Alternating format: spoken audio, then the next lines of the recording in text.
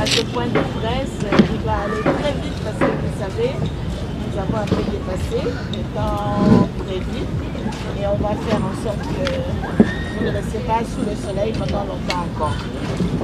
Toutes nos excuses pour le retard, les aléas techniques ont un peu contribué. Merci pour la compréhension. Bienvenue en tout cas à cet événement. Ce point de presse est très très important parce que il va annoncer un grand événement. Et vous le savez certainement déjà, c'est la 4e édition de Karaoke. Karaoke qui chaque année et même chaque fois, parce qu'il y a des années où on l'a eu 2 fois, et bien chaque année nous donne comme ça l'occasion de sourire, de partager la joie. Et tout ça nous est offert par les artistes comédiennes de la République démocratique du Congo. Une initiative à saluer parce qu'elle tisse les liens d'amitié, de fraternité et renforce le lien professionnel aussi entre comédiennes et aide aussi à apporter ici et là de l'aide dans le milieu. Vous le savez, il y a tellement de défis devant l'artiste comédienne congolaise. Et c'est l'occasion justement de combattre ensemble, de lutter ensemble et parfois nous avons eu à trouver beaucoup de solutions. Les comédiennes sont là pour en témoigner. C'est une initiative louable de l'ONG Le Sanganya dont la présidente est parmi nous. Elle est aussi la présidente de Karaoke. J'aimerais sans tarder vous demander quand même d'applaudir très fort pour maman Karine Pala. Pour ceux qui ne connaissent pas très bien maman Karine, elle va juste faire un geste pour savoir que c'est elle. Voilà, c'est elle. On applaudit encore très fort, s'il vous plaît. Une dame plein d'initiatives et très très inspirée. Aujourd'hui, nous allons aussi applaudir une autre catégorie de personnes qui ont rejoint le bateau pour pouvoir l'aider à arriver à bon port. Il s'agit de nombreux partenaires qui ont compris le concept et qui ont adhéré et qui ont accepté avec leurs moyens, chacun dans son domaine, d'apporter une bière pour que Karaoke continue à vivre et continue à faire. Je vais citer la liste longue. Heureusement qu'elle est longue, nous espérons qu'elle sera encore longue les années qui arrivent. La liste qui ne fait que s'allonger des partenaires de Karaoke. Aujourd'hui, c'est vraiment l'occasion de les remercier avant de donner la parole aux responsables pour nous expliquer la 4e édition de Karaoke. J'aimerais qu'on applaudisse très très fort pour RTL Congo.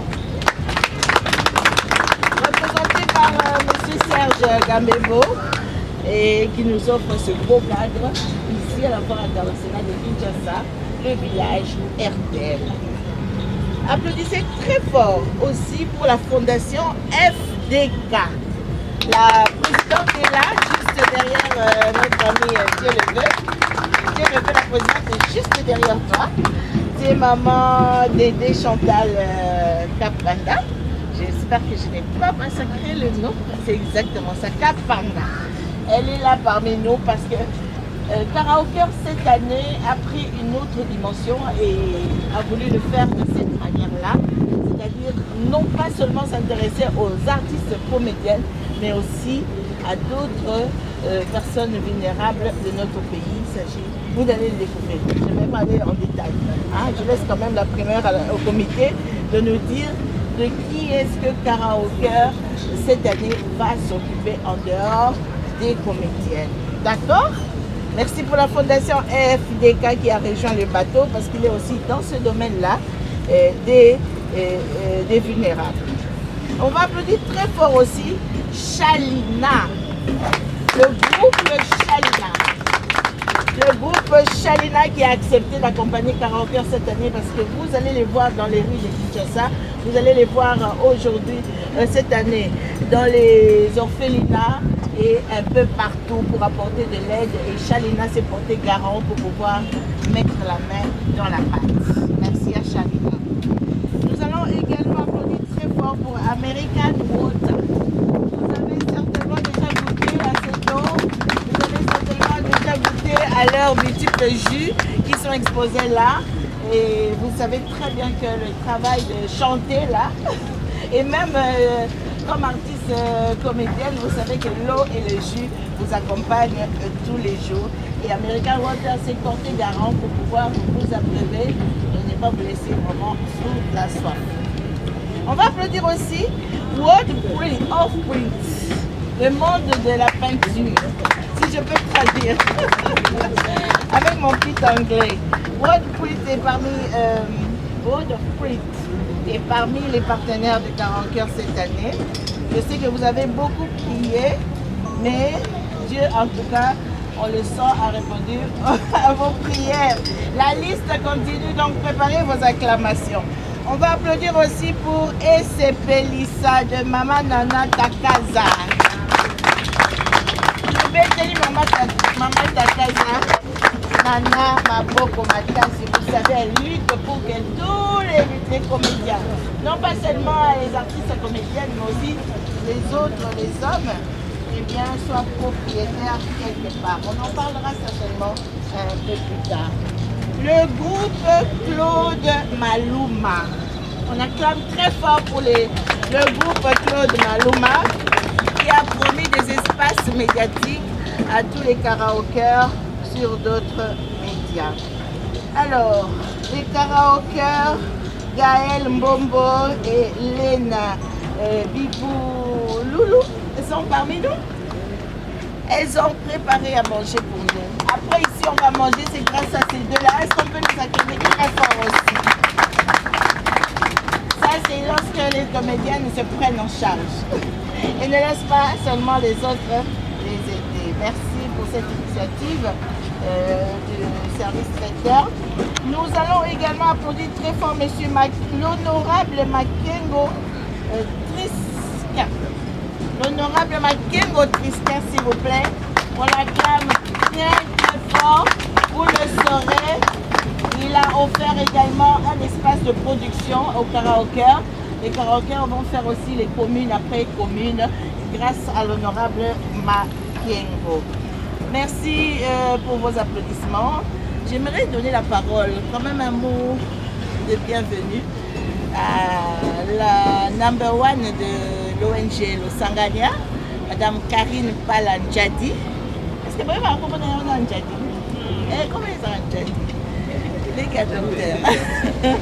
Maman Karine, vous avez la parole. En tout cas, excusez-nous, nous avons déjà commencé et je crois que d'ici 1 heure, nous allons terminer avec notre point de presse.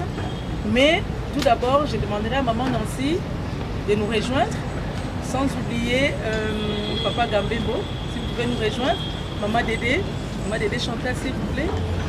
Rejoignez-nous ici parce que nous allons passer directement au dévoilement de notre... Nous allons passer directement au dévoilement de notre panneau, de notre affiche des karaokers 4e édition. Venez s'il vous plaît, merci.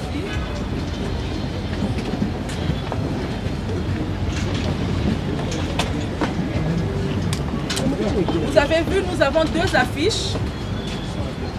Nous sommes habillés en blanc. C'est l'affiche que nous avons présentée auparavant. Mais tout de suite là, nous allons dévoiler notre affiche. L'affiche qui va faire la 4e édition de karaoké. Mireille Mboudi, la vice-présidente, est de l'autre côté avec Rosier.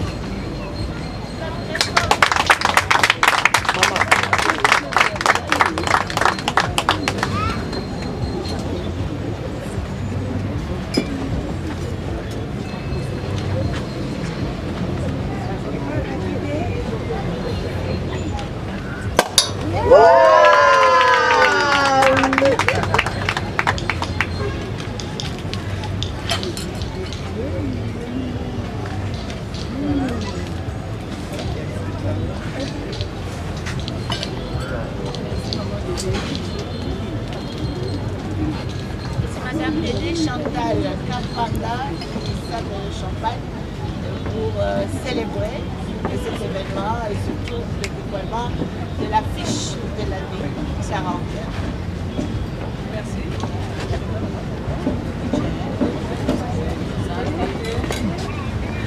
À la santé.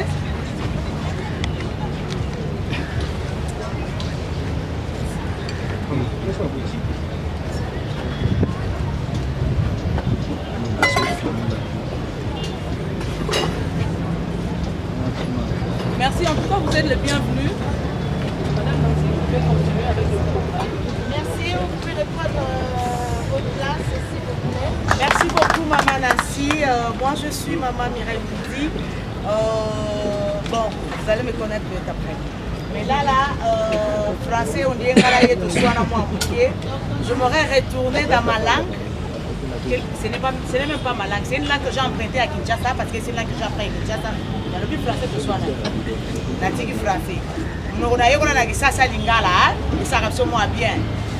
Pour toi, Bakina, moi, c'est le monsieur Bongara et les Galandéa, Kundurupe, ça va bien. Ma Congolais en plus. Karaoké, Tobandaki Mouké, Tozo Vimba, Seko Vimba. Lelo yo, tozali pe na ba oyo bazaki na biso na première édition, deuxième PT, troisième PT, ba rejoindre biso lisusu quand même et sengeli to yamba bango, to souhaiter bango bienvenue na kati ya lisanga na biso ya ba karaoke. Il s'agit donc de Maman Lena, il y a Maman Marlène aussi qui est là. Boya to betra bino maboko ya bino bango parce que désormais ça se fera comme ça. Oye sika tam édition ezoya to la question na batba mono que on rejoindre lisanga na biso.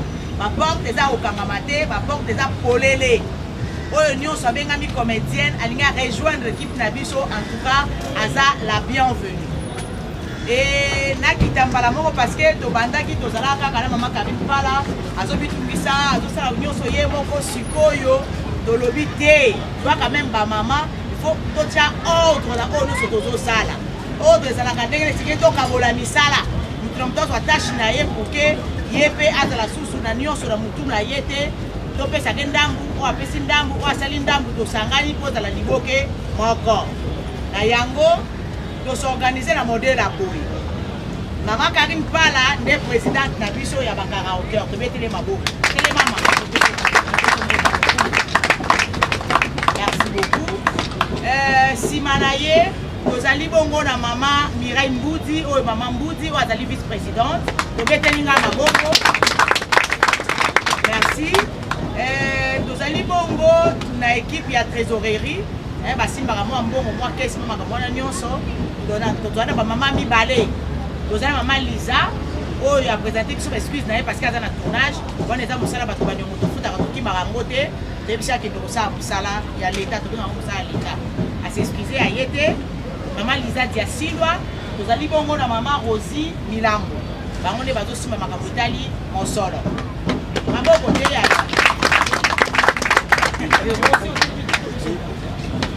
kaya tuka j'allais le dire ne bandeli nazaka chrétienne nga bina nasalelaka bible sikoyo biso mosa 51 eyebisi ngai senga okozwa rien pesa tro okotika maboko pamba yango nasengaka tro te maboko mpenza nasenga yango mingi te nalinga mwa automatisme nde esaka bien.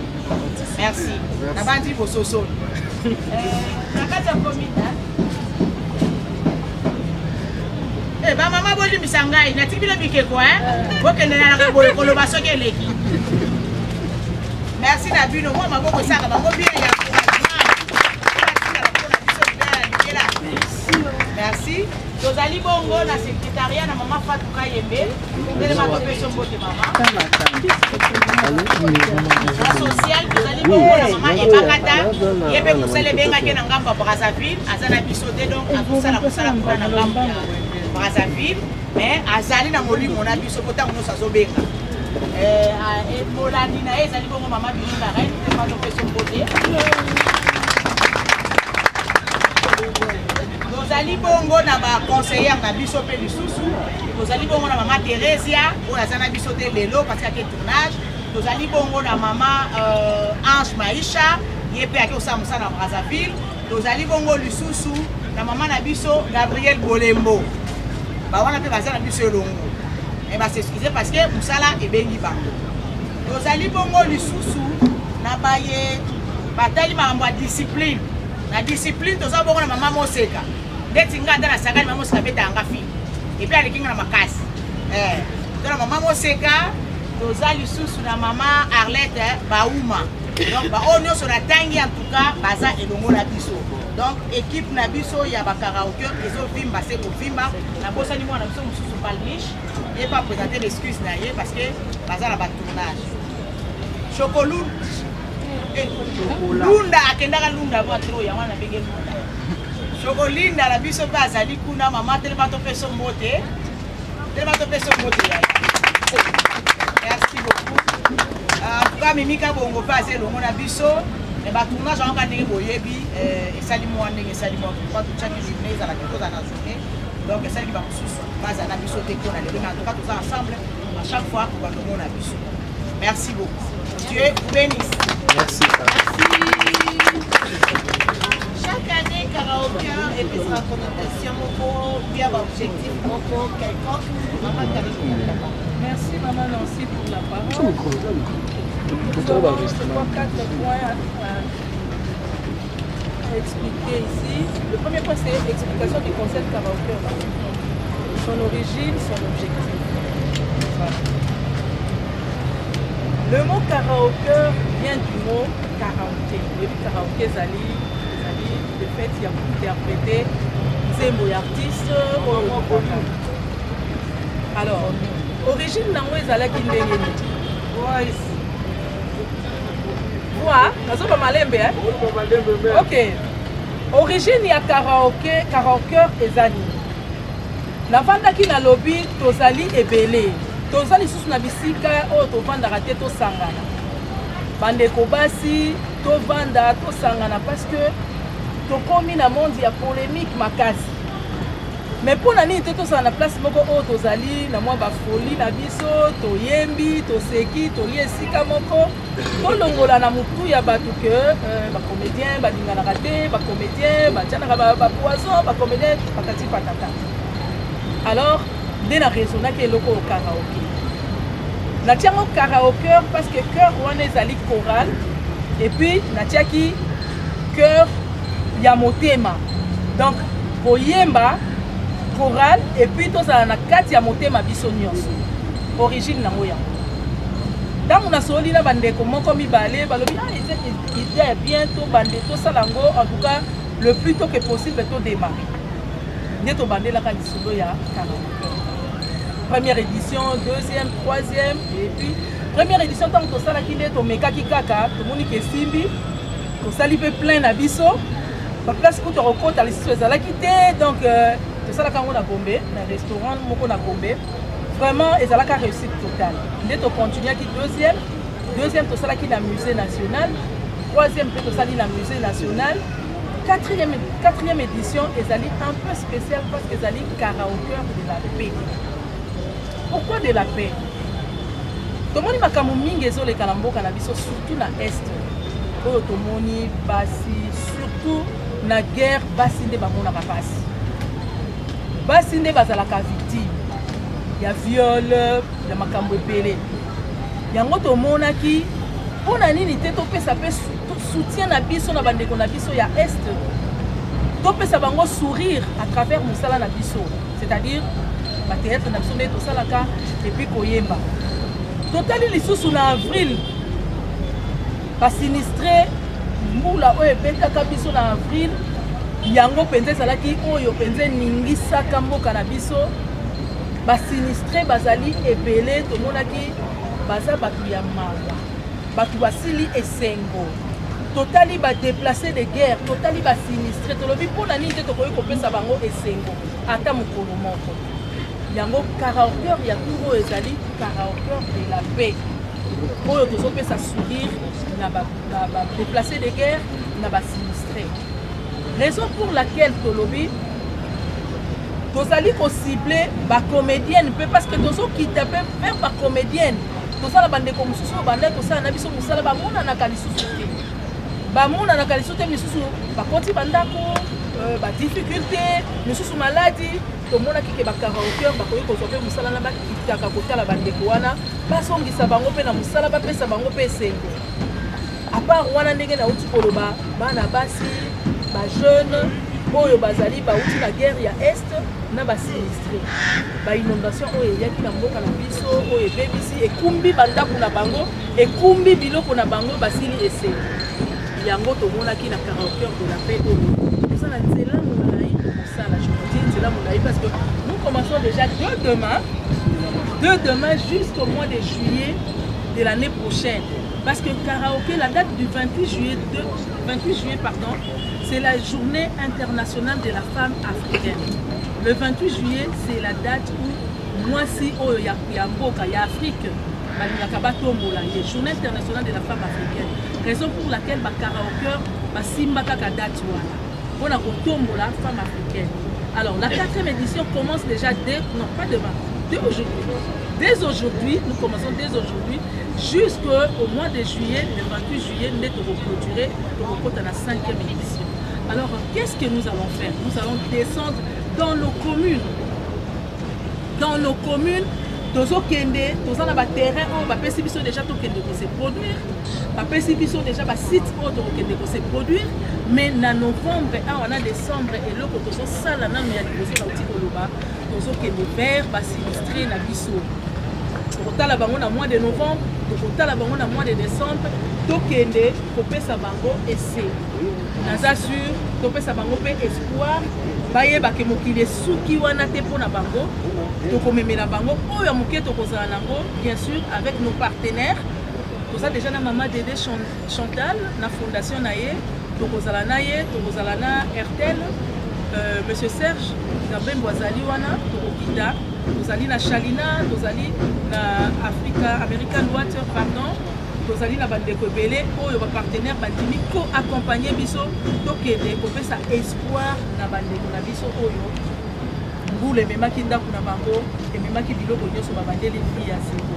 Ezali pe na ba déplacer de guerre oyo bazali lelo na Kinshasa bazotambola. Bazali na esika ya malonga ya kovanda te. Mais na esengo oyo biso tokomemela bango. Et qu'on la paix makanisi na bango et qu'on pesa bango lisusu ese raison pour laquelle tolingaki tosolola ngo na bino boye ba programme na biso ezali vraiment molai mais tokopesa quand même moins ndambo le reste bokozwa ngo na page na biso tokotindela bino invitation chaque fois tokobanda kokende koluka tokotala bandeko na biso mpona kopesa bango espoir kopesa bango ese. Tokokende ndenge na lobby tout à l'heure na novembre na décembre tokokende kotala basinistre na biso. Tokokende lisusu pour se produire na Kalamu, na commune ya Kalamu, boyebi na mwana kin batuni surtout bayebi yango na soni batuni bayebi place mwana kin ezalaka tokokende pe ko se produire kuna bapesi biso espace. Tokozala lisusu na Lemba, na commune ya Lemba a tozali na terrain GD. Tokozala lisusu na Bandal, l'espace Sipeum Plaza. Tokozala lisusu na Njili, bana changu baleli karaoke makasi, basengi biso toya lisusu l'espace Maeva. Tokozala kuna. Tokokende lisusu na commune ya Bumbu na Iti Bumbu. Et puis tokozala lisusu awa, sika tozali awa na village Ertel, awa na Fikit. Sika tokoya osepelisa lisusu bandeko biso et puis babengisi biso lisusu na commune ya Gombe na Royal. En tout cas mingi ya koloba te mais boyeba ke karaoke eye mpona kopesa esengo non seulement na baartiste et comédienne mais na bandeko oyo bakweli makambo oyo ya minene tozomona na mboka na biso po topesa bango espoir topesa bango esengo parce que mokili esuki te bien que pasi ezali mais mokili esuki te na oyo biso tokoya vers bango tokoya kosepelisa bango tokobongola bango mpe makanisi. Merci napesi bino calendrier mais tokozongisela bino yango na bapage na biso et puis na bainvitation oyo tokotindela bino chaque fois tokobanda se produire. Nayebi te mama nasi soki alingaka topesela mama Karine maboko makasi